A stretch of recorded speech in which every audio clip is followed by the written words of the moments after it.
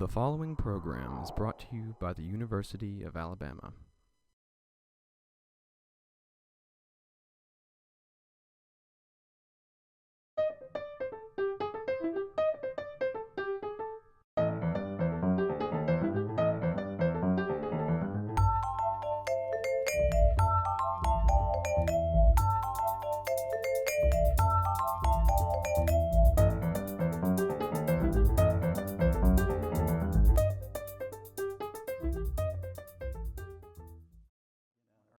Al Elmore is most recently the author of Lincoln's Gettysburg Address, Echoes of the Bible and Book of Common Prayer, a study of the sources of Abraham Lincoln's most admired speech.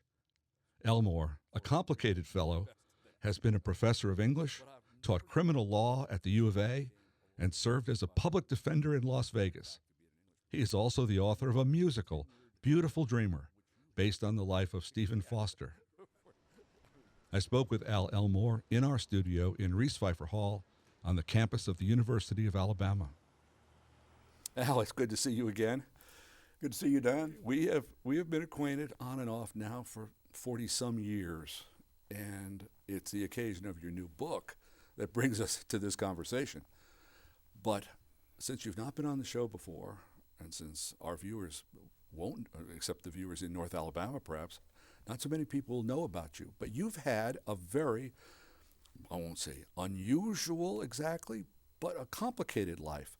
You are originally a Mississippi boy. Correct. Forest, Mississippi. And then where'd you go to school?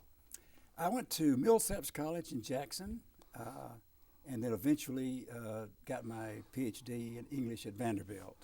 And how long ago was that? Oh my gosh, 68 was the PhD. Yeah. Now, we became acquainted when you were actually teaching here for a little bit in the English department. Did you teach here more than once? Well, I did in one sense. I taught in the English department in the 70s, and then in the 80s I came back and was an adjunct at the law school. Yeah, well, somewhere after your PhD from Vanderbilt, you went off and had a very successful career for, what was it, 10 years or so at Hampton-Sydney College in Virginia? Yes. How long were you there? I was there about 9 years, as a matter of fact, and left a tenured position in English there to go to law school. Well, I have known a lot of ex-lawyers who became English professors for reasons known best to them. But I've never known an English professor who became a lawyer, and by the way, and then went back to being an English professor. But you left this tenured job, which you had worked to get, Right. I mean, through graduate school, a dissertation, earned tenure at Hampton-Sydney, then went to University of Mississippi Law School. Why did you do that? I was unhappy. I just found that teaching wasn't as fulfilling as I had hoped. I had really always wanted to be a lawyer. I really wanted to grow up to be governor of Mississippi when I was a kid. But in those days, you know, you didn't go to law school unless you had the money to go to law school. So you could get scholarships for other things. I got a Woodrow Wilson fellowship to go to graduate school in English. And I'd say economics had more to do with it than anything. And after I got sufficiently unhappy in the middle of my life, I thought, well, dang it, I'm going to give law school a try after all. So you went over to Jackson. Actually, I went to Oxford, Mississippi. Oh, you went to Ole Miss. I went to Ole Miss, right, back home to Mississippi, mainly because I could finish there in 2 years. I was in Virginia at the time. I could have gone to the University of Virginia, but from the time I got the idea of going to law school, it would have taken me 4 years to get a degree at the University of Virginia, whereas Ole Miss would take me right away, and I could finish in 2 years, and did, and was practicing law the day after I graduated. And I know you practiced here, but when you see a vita that says public defender in Las Vegas, you were a public defender in Las Vegas? Yes, sir. Now, if there aren't stories connected with that, I'll eat my shoes. What was it like? I mean, that must be rife. People must get arrested every 8 seconds in Las Vegas. Exactly. It was a wonderful experience for someone who likes to write, and it was a fascinating experience because I would start every day of my life looking through a plexiglass window at some fella in the Clark County Jail who was typically sociopathic and angry at me, and then I would take that fella to a trial and sometimes feel guilty about getting him off. Well, as a public, this was mostly short-term stuff. I mean, or was it? I mean, we're talking about running a person through the system in a day or two, or did you have cases that would like a murder trial would last for a long time? They would take, some of them would take weeks, even months. Murder trials, for example, and you would take them from the time they were first arrested or arraigned, and the public defender was appointed right on through sentencing. What kind of crimes? Every imaginable crime. I even defended hookers a few times. Well, you would, wouldn't you? Well, when I happened to be the public defender at municipal court for a time. That was a fascinating experience. We just had one public defender out of our office of 28 public defenders who was the muni public defender. That's where you get the trespassing cases and the hooker cases, that kind of thing. Then when you were in the main office, you had the felonies and the rapes and the murders and that kind of thing. Las Vegas. Television has made Las Vegas. Television has brought Las Vegas into every living room in the country. We all imagine it along the lines of casinos and mob bosses and unfortunately gambling addicts. Right. Gambling addicts who go broke must commit crimes. Oh, yeah. In fact, at Munich court, one of our commonest cases was trespassing, people who get kicked out of casinos because they're never permitted to return because they've stolen ships, run out of money, that kind of thing. So that was a commonplace sort of. Right. And then here in Tuscaloosa, you taught at the law school, and if I'm not mistaken, you taught criminal law. I did. I was working for Legal Services of Alabama at the time, and adjuncting at the law school, and I taught criminal justice and legal right. I taught criminal law and legal writing. So the Las Vegas experiences came in handy. Well, you'd had how many? I would guess a lot. I mean, I've known a lot of law professors over the years, and not very many of them had a lot of actual experience. True. In private practice or in court, and certainly not as a public defender in Las Vegas. And I'd been a prosecutor in Jackson before that, so I got to see both sides of the house. The law, amazing.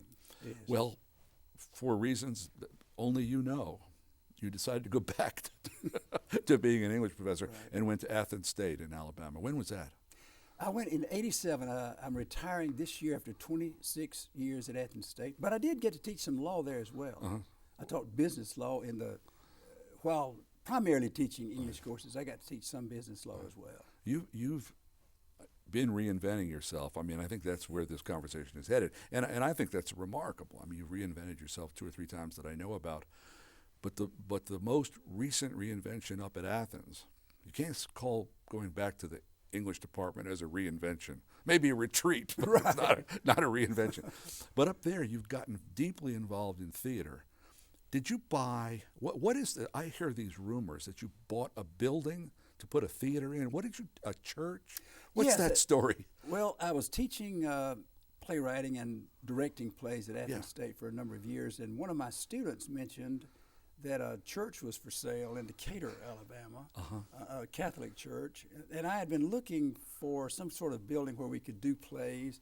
So basically started a church called the Church of Performing Arts, which bought the Catholic building, and we performed plays there for a time until it just became too much of a practical nightmare, to, keeping up with the funding and that sort of thing. And eventually sold the former Catholic church to a bunch of Baptists. In the meantime, you used it as a theater. Yes, we used it as a theater. And you had a 10 Commandments, and the first one was what? Rehearse a lot, learn your lines. Right. And I wrote plays, so some of my own plays I was able to do there. Exactly what I want to ask next. I understand that you recently, a play that you wrote has been performed in Huntsville. How, when, where, how did it go? Tell me about it. It's called Beautiful Dreamer. It's a musical based on the life of Stephen Foster. And we had performed it first at Athens State, and then a group called the Renaissance Theater in Huntsville performed it. And we were able to get a professional actor to play the lead, a man who had already won the Obie Award for Best Actor in an off-Broadway production for playing Hank Williams, a show called Lost Highway. And this fella, Jason Petty, did a marvelous job playing Stephen Foster. Two drunks, by the way, Hank Williams and Stephen Foster. Oh, I knew about Hank Williams, but I did not know about Stephen Foster. Yeah, he died in the Bowery at the age of 37, a drunk. These Hank Williams, Stephen Foster people raced each other to the grave. That's right. Really, that's just terrible. Exactly. So your company, the people who performed your play in Huntsville, you had some New York people there to see it? We you could be optimistic here. What do you think might happen? Well, they weren't from New York. The fellow who came to see it, to preview it, is from the Barter Theater in Virginia, which is the nation's oldest regional professional repertory company. Right. And he does take shows to New York, some of the Barter originals.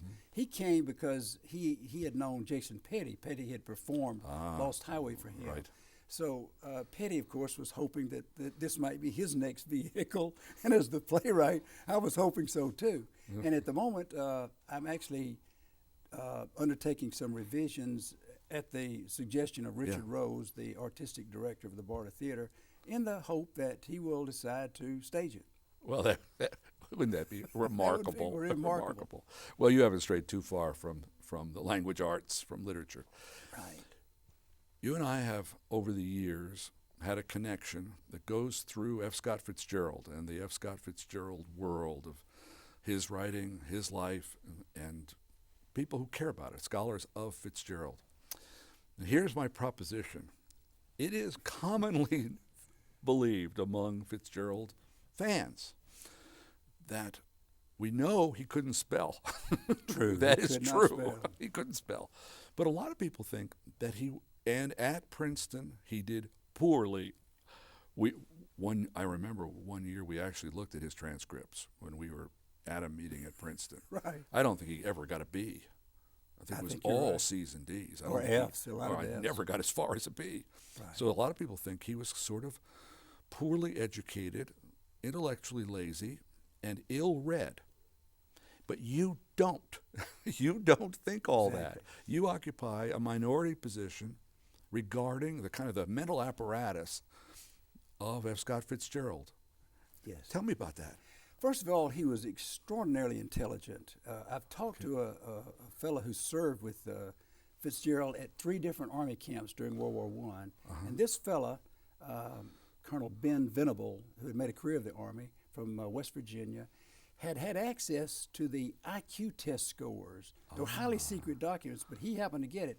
And he said of all the scores he was able to see, which encompassed, I don't know, I suppose thousands of scores, that Scott Fitzgerald had the highest score. And that was good to hear for my purposes, because I always thought he was A, remarkably intelligent, and B, a remarkably perceptive reader. Fitzgerald was a passionate reader, and he read with far more of an analytical mind than most writers do. You know, so many times when you ask a writer, did you mean this or that, they tend to shrug it off. They don't like to be pinned down. Oh, it means whatever you want it to mean. Fitzgerald wasn't like that. He had an analytical mind. He enjoyed making conscious allusions to works and would identify those for other people, and if he were asked. And so, one of these days, probably for my next book, I'd like to write about Fitzgerald as the truly remarkable mind that he was, as well as truly remarkable writer. And you think he was a wide reader? Yes, exactly. He had read. He read. He was reading the Brothers Karamazov with that typical passion of his when he wrote The Great Gatsby, and mentioned a connection between the two books as one of many examples. He had no library. Remember, he was always on the move. Right? Exactly, and he and Zelda were living in France, as you know, when he wrote The Great Gatsby. Right. But he was living right next door to Gerald Murphy, and he had access to books, of all kinds. Tell me, briefly, I would say, but you tell a story, which I've heard you tell, about Fitzgerald and the Encyclopedia Britannica. He owned the set? Yes, he had just bought a set of the Britannica before he and Zelda sailed for France, which is where he would meet Hemingway and Murphy and would write The Great Gatsby. And a lot of the names in The Great Gatsby trace back to names that I was able to prove Fitzgerald knew because they appear in that Britannica, which he was literally reading his way through. His announced goal was to read the entire Encyclopedia Britannica. You think he did? No, I don't think he ever got around to it. So most of the names begin with A and B and C. Actually, more do. That is literally true. Well, he got all the way to G. We know that. Right. That's right. Well, there are a real reason. The ghost of Fitzgerald is grateful to have a defender that says he's well-read and intelligent. Thank you. Because you can find a lot of people who think he was kind of idiot savant, Exactly. In fact, you've been making that point. You and I have thought about this Right. way back to the 70s. But your new book, the study of Lincoln's Gettysburg Address, this brings together, in a sense, your training in law and in the sense that you prove your points one by one, and your interest in language. The heart of the book is a study of how many, 17 sentences? How many are there? 10 sentences. There are 10 sentences. I exaggerated Right. wildly. There are 10 sentences, and you have found the origins of, in a sense, almost every phrase in the Gettysburg Address. Right. And the origins are? Well, I started noticing when I taught this wonderful speech in American literature that it clearly echoed the Bible. The opening sentence is clearly an echo of the birth of Jesus, the Christmas story. Remember, Lincoln gave the address in late November of 1863. The whole business of conceived and brought forth, that's the language of Isaiah and the language of Luke about behold, a virgin shall conceive and bear a son, and she brought forth her firstborn son and wrapped him in swaddling clothes.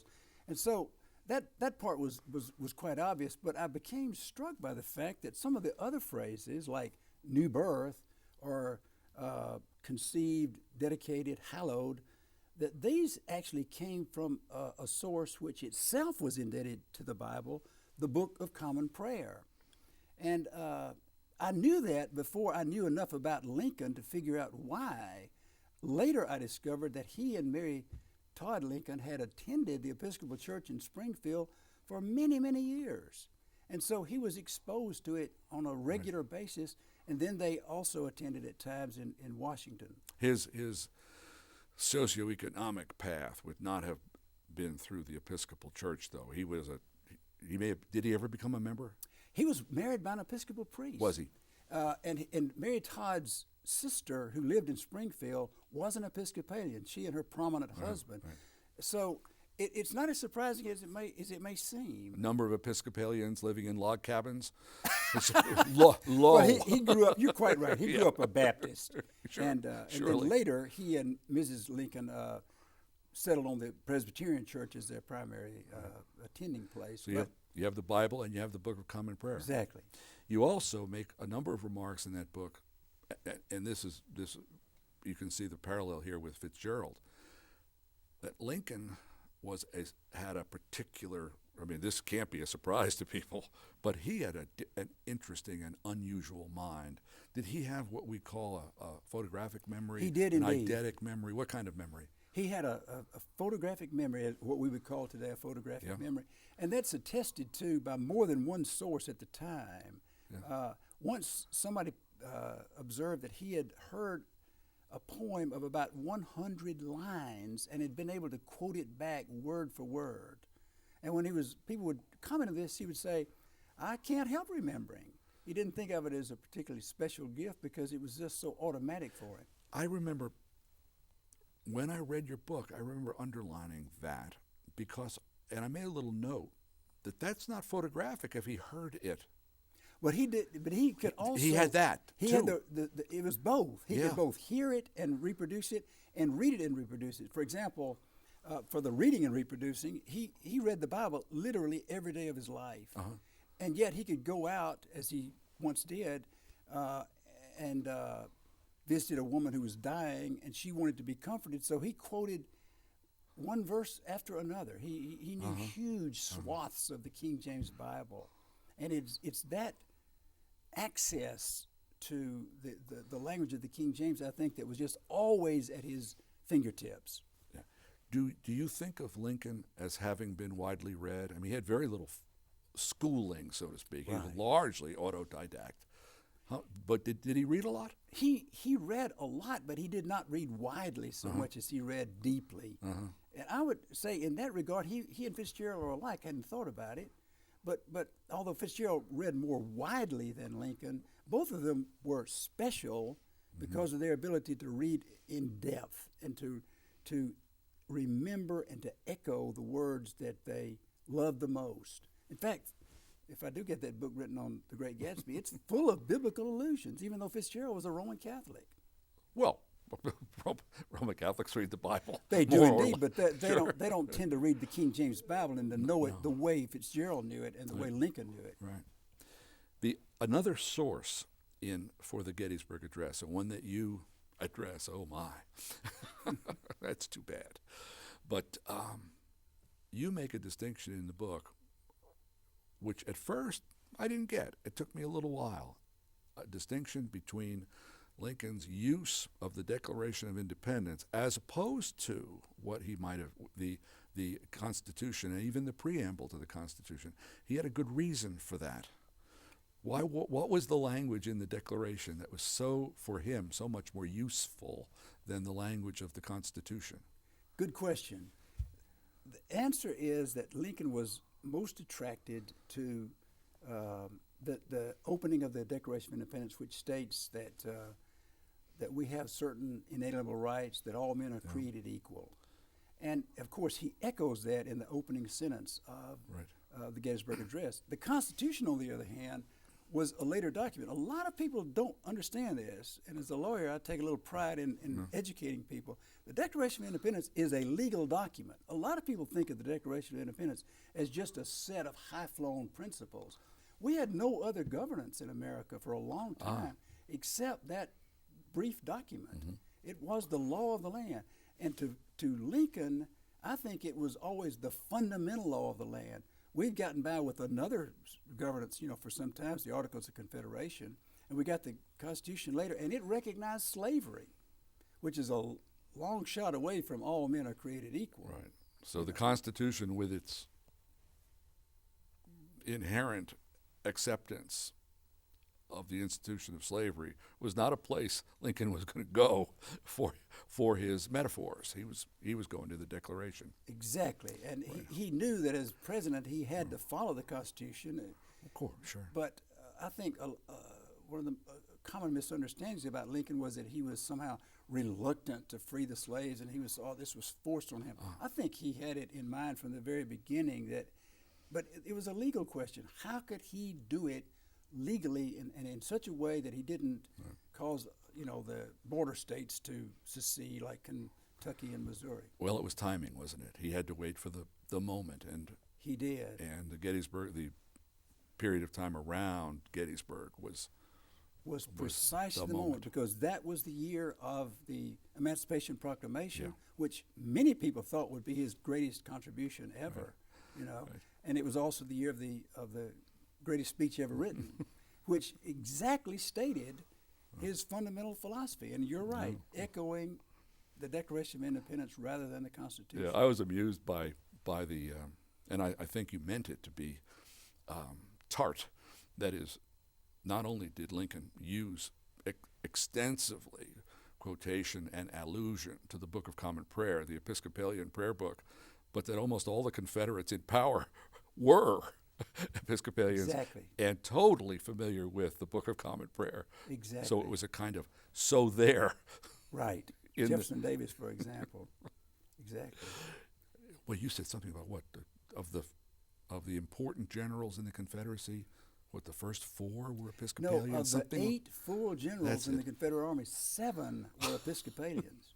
It was just overwhelming. And I think, I'm not positive on this, so don't hold me to it.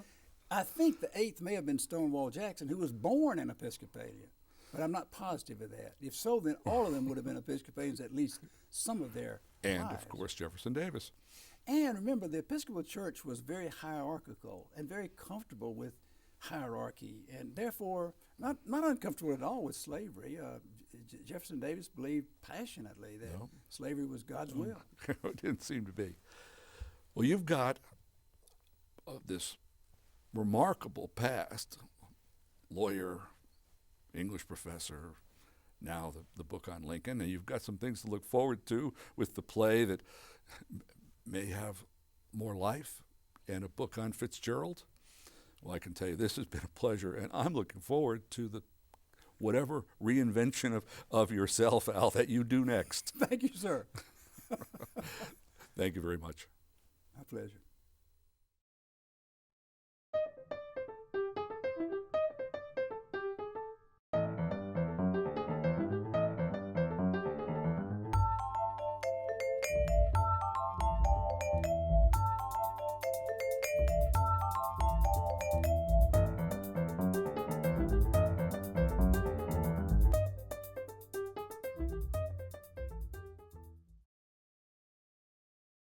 To order this season of Bookmark on DVD, call 1-800-463-8825. Additional information can be found on our website at www.alabamatv.org.